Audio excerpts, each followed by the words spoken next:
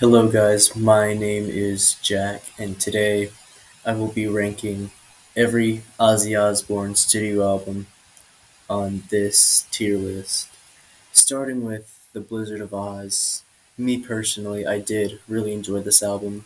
There are really no bad ones. Like, most of them are pretty good. Like, a couple mediocre ones. Like, the great songs being obviously Crazy Train, I Don't Know, Mr. Crowley, and my personal favorite from that album, Goodbye to Romance. So, I gotta put this one at S tier. Like, and I'm pretty sure anyone else would put Blizzard of Oz at S tier. And next we got Diary of a Madman. Definitely a great album. The last one with Randy Rhoads before he died. And Diary of a Madman was pretty masterful, but I wouldn't say as masterful as the Blizzard of Oz here. Like SATO, Flying High Again, and the title track are three of the greatest metal songs in history. Like I feel like the rest are kind of just mid, so I'm gonna put this one at A tier. And then Bark at the Moon, the third album, the first one with guitarist Jake E. Lee. I mean, I feel like Lee, he's not as great as Rhodes. I mean, the rhythm to the title track was good, but I feel like the title track, it's the only thing going for this album. I mean, Spiders is a good song, Rock and Roll Rebel, but it's okay.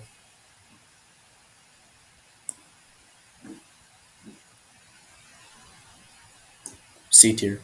And then The Ultimate Sin, gotta put this at A tier, but explain first why I put it at A tier. I think it's better than Diary of a Madman, definitely. I enjoy The Ultimate Sin a lot. Title track, Shot in the Dark, Never Know Why. And my personal favorite from that album, Killer of Giants. Killer of Giants might be the best Ozzy ballad in history. I mean, Killer of Giants is such a great song.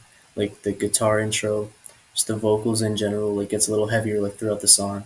And then we have No Rest for the Wicked right here. Pretty good album. Like definitely, I think it actually might be my favorite Ozzy album, but pretty much every other Ozzy fan wouldn't say No Rest for the Wicked is their favorite. They'd probably say like Wizard of Oz, Diary of a Madman, or like the new one, Patient Number 9.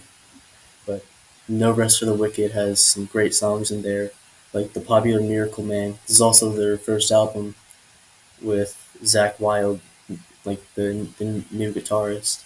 And Zach Wilde is my favorite guitarist of all time. I definitely look up to him.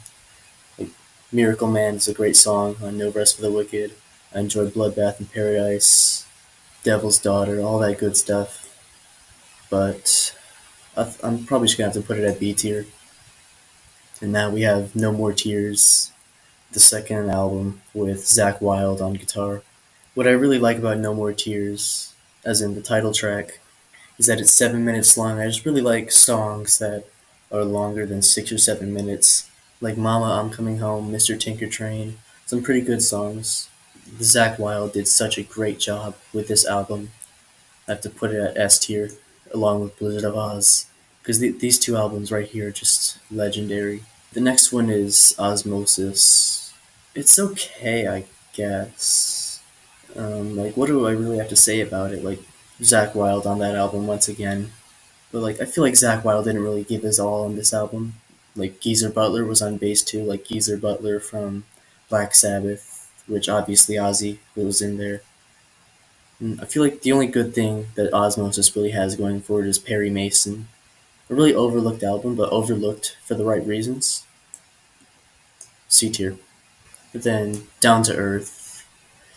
Like, I gotta put it at D, just because the only thing this album's got going for it is Dreamer, and Dreamer's a ballad. Zach Wilde also did guitar on this album, but I feel like the guitar kind of deteriorated from here to here to here, and then down here. Undercover. I'm pretty sure we all know where Undercover is going. It's really nothing much to say about it. Okay, Black Rain. I think definitely one of my favorite Ozzy albums, like my favorite modern Ozzy album, like from the 21st century. Like I Don't Want to Stop is one of the most popular Ozzy songs in history, but we can't forget Countdown's Begun, 11 Silver, The Almighty Dollar. Like, those songs are great too. I mean, Black Rain is just so great. Like, Zach Wild came back. Like, Jerry Cantrell did Undercover, but Zach Wild came back to Black Rain. And I feel like Zach Wild really gave his all on this album. So, A tier. Scream.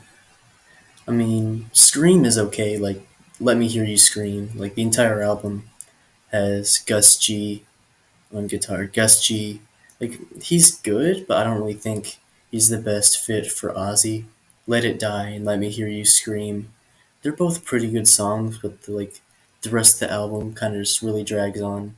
So I'm just gonna have to put it at C tier. Then we have Ordinary Man, um, which came out 10 years after Scream did.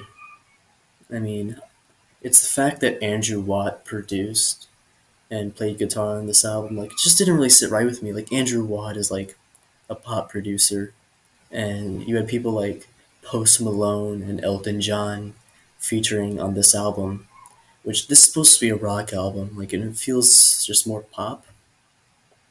But obviously, since F tier is reserved for Undercover, I'm putting Ordinary Man at D tier.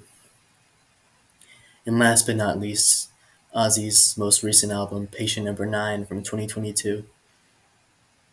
And like No More Tears, I really like how the title track is 7 minutes long. Like, he even got Jeff Beck on it. And there were also, like, he had Tony Iommi on two songs, Mike McCready, and I feel like I'm missing someone else. Like, can't remember. Very solid album. He had Zach Wild on a few songs too. Like, Zach Wild was the main rhythm guitarist. And I just think Patient Number 9 was such a well made album. I think it definitely deserves a spot in A tier.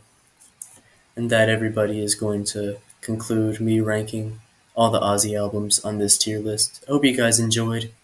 Have a great day.